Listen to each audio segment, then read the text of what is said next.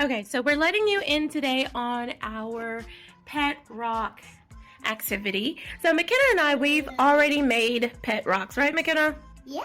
Yes, we made pet rocks previously, but Francois did not do that with us, so he's going to do his pet rock today, and then McKenna's going to also do another pet rock for herself. So let's just show you some of the material. So in here are our rocks, and I start by letting them choose a rock. All right, so there's different rocks. Wow, there's big and small. Yep, big and small rocks. So you want the big rock or the small one? The big rock. You want the big rock. So McKenna's going to take the big rock. And Francois, you want the small rock? Yeah. Okay, so Francois will take the small rock, and I'll just put the remaining rocks back in our box. Okay, so in here is just some pipe cleaners and a lot of decorative material like glitter. You see that? So that'll come in later.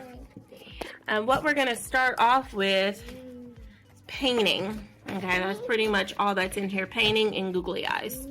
Alright, so they both have their individual paint. And they're just going to start by painting their rocks. Francois doesn't like me to touch anything.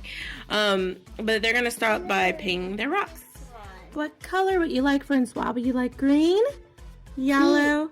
You want green? Lava. You want yellow? Lava. Okay, let's do yellow. So we're just going to dip in the yellow. And we're just going to start painting your rock. Let's see. Ooh, let's see. We're going to make one of these rock insects. That's what we're making. Let me turn the box around. It's going to come out to one of these.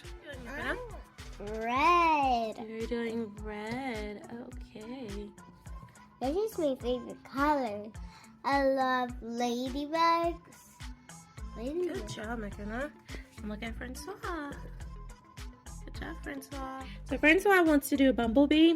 So only thing we need to do is make little stripes. We don't need to use any black paint because the rock is already black. So what I'm doing is just taking a regular clean brush, and I'm actually just making lines through it. This is how Francois looks. And it's not complete. We have to put googly eyes. And this is so far how McKenna's looks. And although it's very difficult, parents, I know it can be challenging. You want perfection. Just allow them to explore and learn when you do activities like this.